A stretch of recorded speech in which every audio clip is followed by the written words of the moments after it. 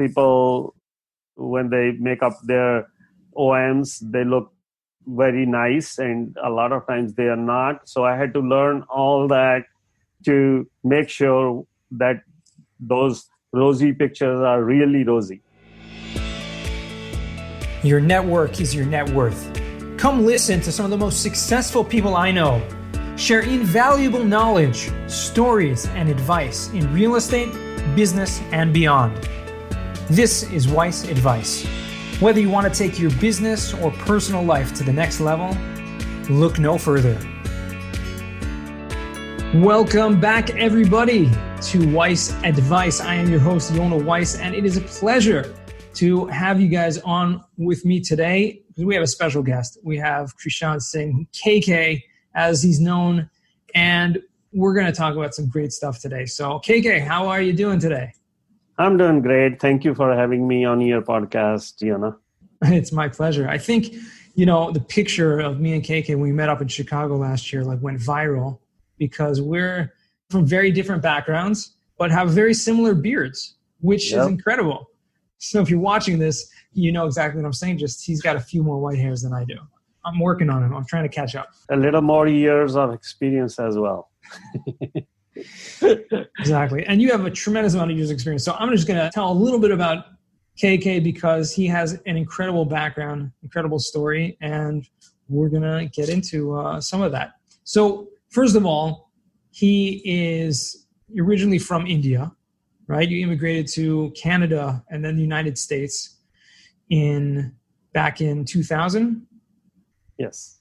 And so, before when you were in India, right, you were an entrepreneur in many businesses, you were an engineer, agricultural, a lot of different things going on, right? And then when you came to the United States, you kind of took that background that you had and really led you into so many different things. So a few things about KK, okay? He's the owner and president of Hoosier Group of Companies. So KK is located in Northeast Indiana, and he owns several gas stations, okay? And we'll talk a little bit about that because he really was quite revolutionary, I think, for himself and his community in Fort Wayne many years ago. And he also owns laundromats, okay? So different asset classes, single-family homes, okay? Over 40 single-family homes, which apparently you just sold? Yes. Okay, so after 6 years of owning single-family homes, which that's a story in of itself, now you just sold those. Yes. Incredible. And his real, passion and what he's been doing for the past 5-6 years or so, and he's going full-time into that, is really in the multifamily investing. Invested in many syndications, both as a limited partner, general partner, and now, taking it to the next step. And over 2,000, close to 3,000 units altogether in his portfolio. So that's a little bit about KK. Did I miss anything there that you think is worthwhile in your background you want to share? No, I did come here as a software engineer. I was a Microsoft certified system engineer, and I lost my job after 9/11 and got into the gas station business because a couple of my friends were in the gas station business. And since then, we grew up in gas station business. We kept buying more and more and more and adding more people to our team. And about 5-6 years ago, somebody offered me 40 single-family houses here. And we bought his portfolio, his and his sons. And we started there in the real estate. And after 15 years of managing the gas station business and the laundromat business, I moved on to the real estate full-time. Right. Full-time real estate investor. Yeah. And I started managing myself to learn the business. Amazing. But you still have those other businesses, the gas station and the laundromats. Those are still functioning. Everything. I have sold my single-family houses, nothing other than that. Everything else is active. Had since 2001 was my first gas station when I bought. So I have all the gas stations, laundromat, and other. We have a banquet hall too. And now a banquet hall to top it off. Yep. Awesome. And so, obviously coming to the United States or coming first to Canada, the United States, immigrating here, your community obviously have a big presence in the United States, but it wasn't that easy, right? As you said, you came here as an engineer, but what was that like coming to a new country, a totally new environment? I have visited United States a couple of times and did my research before coming. Okay. So I went all over the United States. I had friends in the gas station business and some other businesses as well. And I went over almost all parts of the United States before I decided to come here and settle here permanently. So it wasn't very difficult because I had the homework done and I knew where I was going, what I'm doing. I went back to India and did my Microsoft certification. And I had a lot of interest and do still have a lot of interest in computers. I have always had that. So I did my certification and came back as a Microsoft certified engineer. So I was more equipped than ever. And at that time, computer professionals were much needed as compared to other skills.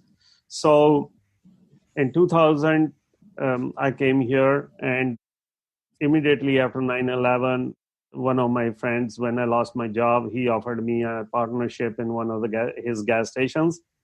So I had no option. I took that, and I had my 3 kids and wife with me. So I was ready to do anything that was offered to me. So for 4 months, I did a job at the gas station, which was the hardest time. You might come ask me this question again. So that 4 months was the hardest time. And I was working in the third shift, dealing with rough customers. Right. And the gas station was really in a rough area as well. So that gave me a pretty good lesson at that time. So that's where we started growing and then grew into the gas. And I like working anywhere. So I just started with the gas station, did a lot of more research and used the technology instead of doing stuff. At that time, my friend, they used to do stuff on the registers, papers, and all that. So I took all that and moved on to technology and used technology and saved a lot of time. A lot of time, money, by using technology. That's incredible. I built up my own program to do accounting and everything for the gas station business, which everybody in Fort Wayne at least uses my program. Really? Yes. That sounds like a lot of people. How many gas stations are there in Fort Wayne, Indiana? Well, the Indians own 72 gas stations in Fort Wayne, Indiana, and around. Wow. So and they're all in your program. They are all using my program. That's incredible. Yeah. That's amazing. So let me ask you, obviously there was an opportunity that came to you, right? You lost your job, 9/11, it was a struggle, it was a challenge. An opportunity came to you and you took it. And you mentioned before about the 40 single families. An opportunity came to you. Someone came to you and offered that and you took that. But what about multifamily, which is now your main focus right now? Is that also something that just came to you, or were you researching it? Are you trying to find it? It didn't come to me as the others did. For the multifamily, when I got we bought these gas stations in June. Sorry, not the gas station, the single family. Mm-hmm. And next year, I paid the maximum tax that I have ever paid. Wow. In the last 15 years.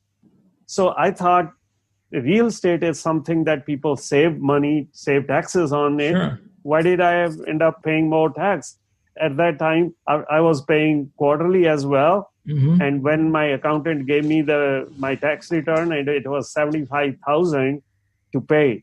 For quarterly payment? No, it was the end of the year. So I was paying quarterly according to my previous income. So we basically made a lot of money in those first 6 months.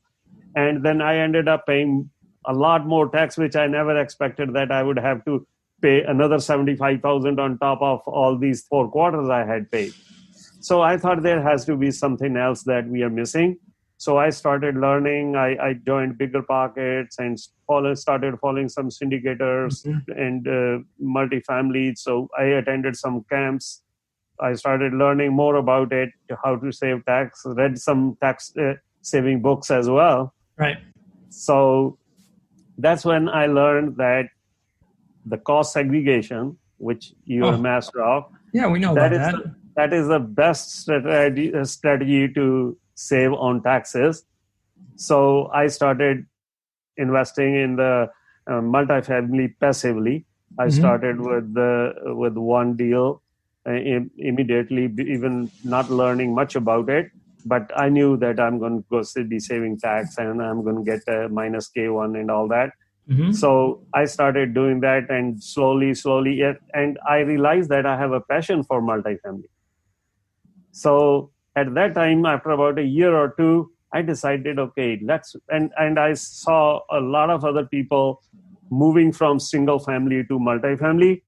And that was a good experience to learn the business and everything. And it was not one or two houses, it was 40 houses. So I had a whole like, kind of experience for 5 years. Sure.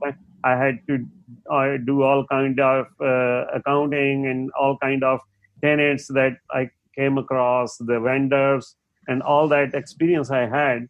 So I Hmm. thought, okay, let's move on to multifamily. So I Right. decided not to buy any more single family and move on to multifamily. Just So moving to I started multifamily. investing passively, and then I decided to move to general partnerships as well. Awesome. You said you have a passion for multifamily. So what does that mean? What's the passion? What's behind that? Is it Well, just the tax benefits or is there oh something no, more? not just that. My father used to own real estate Oh, in okay. India, and I bought a bunch of real estate in India while I was there and while I came here. And let me tell you this: a lot of Indians do that, not just me. A lot of Indians go back, send their money back, and buy properties in India because at that time there was a lot of appreciation in India. Hmm. But that is bare lots. I bought all bare lots, commercial, residential, and all 2006, 7, 8 for Empty 3 years, lots, empty lots. just land. Yeah, just land, residential, commercial, or agriculture. I bought all three kind of, and Okay. some of them appreciated 5 times in about 2 years. Wow. So a lot of Indians still buy properties back home, and I did the same thing as everybody else did. But when the dollar and the rupee is an Indian currency, and then when Hmm. it started, uh, when I came here, it was 1:44, and Hmm. now it's 1:76. So Okay. I thought, as the time passed and the dollar keeps getting stronger against the rupee, so I thought, when I bring my money back, and my kids are not going back, so my money is going to be half anyways. Why should I be investing there? So I decided not to invest back in India any more money, but I still have properties in India. I still have all those properties. I have sold a couple of them, but Got I you. still have all those properties. But I decided not to spend any more money, so I started buying gas stations here in 2007. And since then, we have been buying at least one gas station every year since 2012, when I decided to. And the last recession was a good timing for buying more gas stations, because not a lot of other people could afford to manage the gas stations the way it was, but we were kind of specialized in this business. So you have the background. So you're saying you Yeah. have the background from your family, from your experience in India, translated here. And so that's carried you on. And you're doing it obviously with a passion now. You're educating a lot of people, helping a lot of investors. Are you coming across any challenges in doing that, in dealing with investors or finding properties? In the new, now that you're full time multifamily, and that's your full focus right now, Mhm. you coming across any challenges? Well, I do. I have had challenges finding good syndicators that I can trust and invest with or partner with. Mm. And I have partnered with the three different syndicators on the GP side, and five different syndicators on the LP side. But we have been good so far, but I had hard time, so I had to attend some boot camps, join some multi-family boardrooms, etc., to make Mm-hmm. relationships. And I formed this Facebook group. And obviously, I think in this business you do have problems, have hard time finding good deals. Right. And people, when they make up their OMs, they look very nice, and a lot of times they are not. So I had to learn all that to make sure that Right. whatever they are saying in there. So I learned all that during the last 5 years to make sure that those rosy pictures are really rosy. Right. Obviously, that's a problem across the board. Unfortunately, we find brokers, and a lot of times they'll kind of show you, because they're salesmen, they want to show you what they want to sell you. But obviously, you have a fiduciary responsibility to your investors to do your due diligence and to go deep and to dig deep and find out the real numbers, and not what the pro forma, not what they're projecting numbers are going to be. And oftentimes, that's a lot less than what they're trying to sell you. So yeah, so don't get, I think it's a great point, don't get excited about the numbers that you're offered by a broker. The sale pitch or the OMs, they look very rosy for everyone, even if it's a, bad deal. Right. They'll look rosy. They want to show you the only things that make sense, but they don't want to show you the bad things in the property. So I learned all that to make sure that I'm putting my money and my investors' money at the right place. Right. Absolutely. Amazing. So let me ask you, one more question relating back to your kind of transition, because I think most people listening to this have probably not invested in gas stations or laundromats. And we're going to go more in detail on that. So you have to check out our Real Estate Connections virtual meetup when KK is going to come out and present about that topic in a few weeks from now. But I just want to ask you something about that, the actual mindset of that. Sure. Because like you said, you did that. You started out doing the night shift and a difficult neighborhood, and you ended up creating a whole software system that's now used across the city. But, what's the mindset in putting your money into that type of asset class where there are so many other type of asset classes that you could put your money in, or other type of business investments? One thing, was that my friends were in this business. Mm-hmm. So we went to college together. When I came to United States, they helped me. I lived with them along with my family for about a month. And when I lost my job, they gave me a job, and they told me everything about this business. And in the last 4-6 months, I learned some things, but they told me that this is good for cash flow. This is how you can buy with less money. You don't buy the real estate, you just buy the business. You lease a business. So you buy the equipment and you buy the inventory, and there you go. You start making money, and you can at some point buy the property as well. And that's what we have been doing. The first gas station I bought was for $85,000, and I partnered with my cousin to buy that gas station, and we bought just the lease. So later on, I bought that property, and I bought another property of the same company as somewhere else. But that's how we kept buying the businesses first, and then the real estate. Businesses first, then the real estate. Gotcha. So over time, now we own almost all the real estates that we own businesses on. Amazing. So there's a business component to the real estate, not just the real estate. So I think that's a huge, huge factor, especially considering the difference between single family houses when people are just investing in real estate versus the actual business that's involved there. So yeah, I definitely hear that. Awesome. One more thing about, your background. I have this in my mind, and it could be I just made this up, but I remember when we spoke, last year in Chicago, you had mentioned that not only did you immigrate here, but you actually had some experience. You actually helped bring over a lot of people. Yes. As well. Yes. I was the first Indian to buy a gas station here in Fort Wayne. So I had a lot of people have been asking me that if they can come and buy a gas station here, would you help or would you partner with us? So I know each and every gas station within 60 miles of Fort Wayne, 60 miles of Fort Wayne. I know what their business is, who owns it, and what kind of income they are getting. And with my experience, I can just walk into the gas station and look at the dumpster, the trash dumpster, and tell you that what's the inside sales of this gas station. So I know all that, and I have helped several of my Canadian, because Canadians, they have to get a E2 visa to migrate here Right. to buy businesses. And I have done that, and I have moved my friend from Kansas, Pennsylvania to buy gas stations here.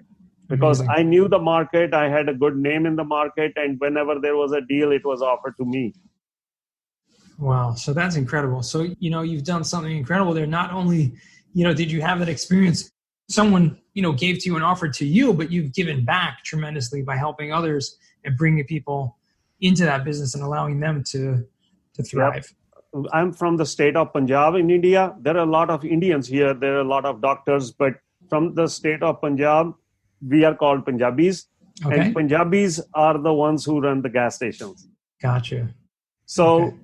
we are about 100 families here. And I brought 10 families from Canada and all over the United States here to buy businesses. Wow. So 10% of the gas station owners in America. No. No. Here in Fort Wayne area. Oh, okay. You're not that big yet, but you were also awarded. I mean, I remember recently you received an award, Yes. right, for Shell gas station. One of our Shell gas station, we got awarded in Louisiana in March for doing a great job.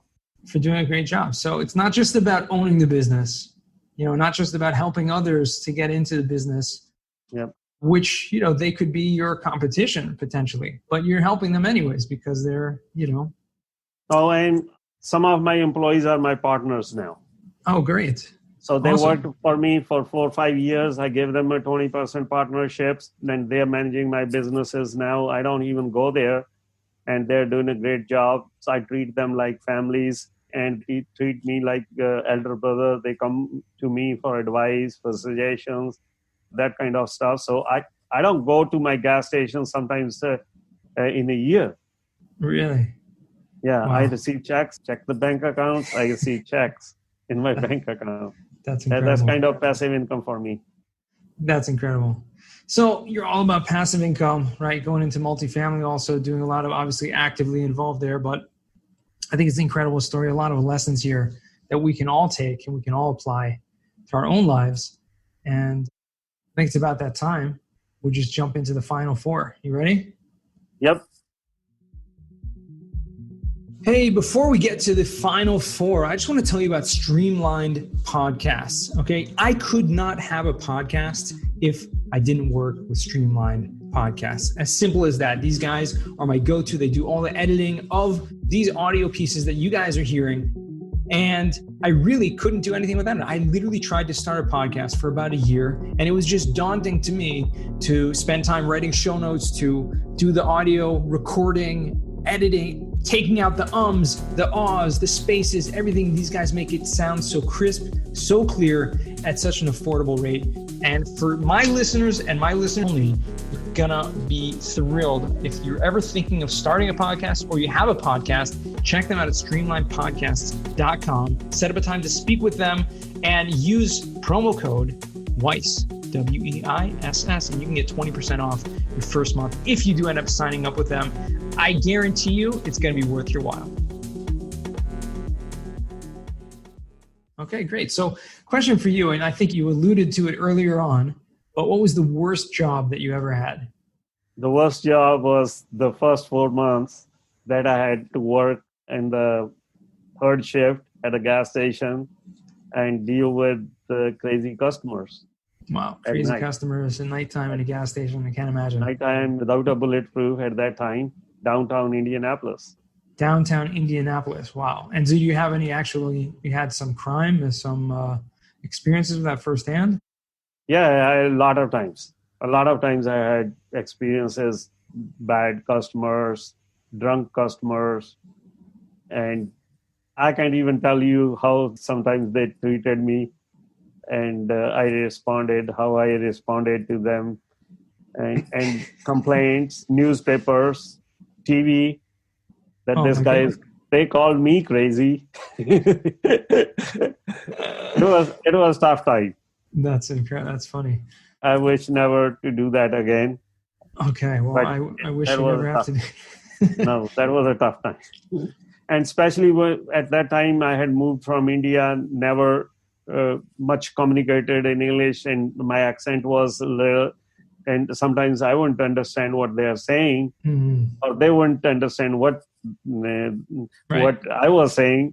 So I had a hard time for those 4 months, and I was thinking of even going back Wow. after I lost my job, and then my cousin came and he brought some money and he said, "Why don't we buy our own gas station?" So we decided to do that, and we moved to Fort Wayne in 2001, a little away from the crazy stuff. Right. And a great decision that was Yeah. to do that. So, yeah. So, our second question is, what is a book that you have read that has given you a paradigm shift? You think differently. Okay, the name of the book is Escape Escape. by Anik Singhal. Single. Escape. Right. Escape. Escape. Okay. I haven't heard of that. What is that book about? Well, that was a paradigm shift. Okay. It was a very motivational book, and he has his story in there and how to change your mind. So, Oh, got you. How to have a how paradigm to, shift. yep, yep. Got you. Oh, wow. That's great. That's incredible. That's a very profound answer. Appreciate that. Okay. Escape. We're going to check it out. The third question I have for you today is, what is a skill or a talent that you would like to learn? Well, during this COVID-19, I've been staying home because, as I told you, we went to New Orleans, and that's where this COVID also started. And we were there, and we didn't know.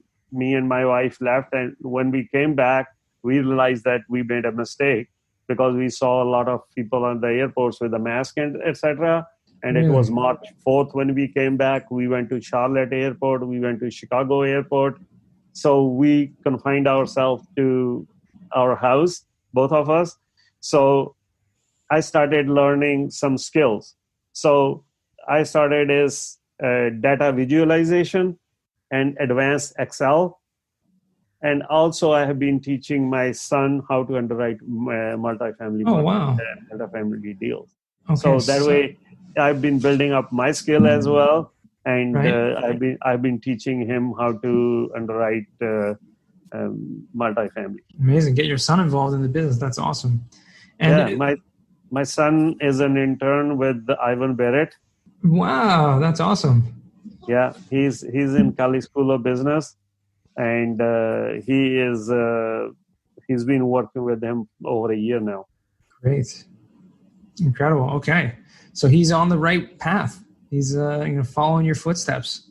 Yep. Actually, I'm building the ground for him. Right. Building the foundation. Absolutely. So let me just go back to that for a second, because you said data analyzation. Is that what you said? Data visualization. Visualization. So what is that? So that means we have so much data. We have got rent rolls, and we have got T12s. We got these financials, quarterly financials, monthly questions. So when you do these quarterly meetings with your investors or monthly meetings with your investors, you don't show them all the data. They can't figure out what it is. Mm-hmm. So you can convert that into charts to visualize. So I'm learning that to use that data as visualize the numbers and all that, rather than going through the numbers. Gotcha. So if you have data in an Excel sheet and you're doing a quarterly report or something, and you want to show them, hey, we have this budgeted and we reached this budgeted. Instead, if you have a chart showing that this line here is our budget, and this is where we were in January, this is where we were in February, this is where we. So data visualization is a better way of understanding the data. Great. Absolutely. Thank you very much for explaining that. So the fourth and final question I have for you today, KK, is what does success mean to you? That's a tough one. It is a tough one. There's no right answer. I'll make up something at least. What's it means to you? Well, I think I am very proud of myself and my team. And we worked hard to reach to this success. And I love to share my success with others. I want to see other people successful as well. And I don't charge anything. Like, I'm not thinking of ever making money on it. Right. But if somebody calls me, hey, I want to put a laundromat. And a lot of people have reached out to me that they want to buy a gas station, they want to buy a laundromat, they want to do this or that. And I try to help them as much as I can. Gotcha. So by giving back, it's a lot pleasure to me, and I feel very happy and fortunate that I can help someone. I relate to that very much. So giving back is the key to success, helping others. Unbelievable. Yep. We have a charity too. So we have had a charity since 2009. So you have a charity, and what do you do? What do you do in that charity? Well, we do a bunch of things. First of all, we have 15 kids in South India that we have adopted. We pay for their boarding, lodging, and education. Wow. And we have done that for about 11 years now. Then we support 6 organizations all over the world. And we don't accept any donations from anyone. That's all. So this is just your own, the KK Singh family. Me and my partners. Your partners. Me and my partners. So for every carton of cigarette we sell, we have 10 cents goes into the charity account. For everything we sell in the store, 2% of that goes into that charity account automatically, which is 25 to 30,000 a year. And then we select some charities. So we have selected 6 charities in India, in England, here in the United States, and here in Fort Wayne. So we have 6, and we pay them on monthly basis, monthly and quarterly. Some of them quarterly, some of them monthly. Beautiful. Very, very inspiring. I appreciate you sharing that, because that's a very important aspect to our lives, is not only giving back, in our own personal ways, but to really just give charity and help others. And also, I like to share my knowledge, as you know. Right, of course. And with this COVID-19, I thought these healthcare professionals, they work so hard, and they don't have to spend any money to learn how to buy multifamily. So I offered them a free coaching. Wow. So 21 healthcare professionals who are on the front lines, they signed up, and I'm starting that tomorrow for 6 months. So they can get free coaching for 6 months, starting from basic to mastering how to buy the multifamily. So I'll be doing that for the next 6 months. Amazing. So you do really a lot of different things, very multifaceted personality. And I love that you're doing that. You found 21 healthcare and frontline first responders that are now going to be learning multifamily investing from KK himself for free. Yep. Incredible. For 6 months. For 6 months. And normally you do coaching, you're a coach for profit. Well, you can say that. Yeah. I actually coach for someone else. Right. So I don't directly coach students, but I coach for someone else. And that is for profit. Right, gotcha. But here I'm offering them 6 months of free coaching. Absolutely. That's incredible. Incredible, KK. It's always a pleasure. A token of thanks to them. Yeah, tremendous amount of thanks to them. And that's so creative. I'm so impressed that you came up with that, because I think that's something we all have to do. We have to find something that we can offer, that we can do. And it doesn't have to be, a lot. It doesn't have to be, money necessarily. It doesn't have to be whatever you have. You can share the wealth. You can share that. You can give that. So definitely very noble. And I'm glad that we were able to have you on the show today, KK, and be able to learn a little bit more about the man behind the multifamily, and get to hear some of your background and more of your story. So thank you again. I appreciate it. And to all my listeners who are tuning in, thank you for joining us. And I hope you come back soon. And remember, until next time, the best advice comes when you ask. Real quick, I have one question for you. Did you like this episode?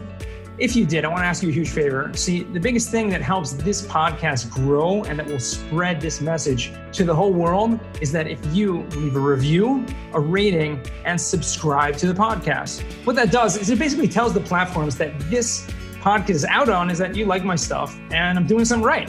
So take a few seconds out of your day, hit that subscribe button, leave a rating or review. I would be extremely grateful. Also, I want to hear from you guys. So I want to hear some feedback. If you have any questions for future episodes, please find me on LinkedIn. Send me a DM, a connection request, Yona Weiss, and I'd love to hear from you.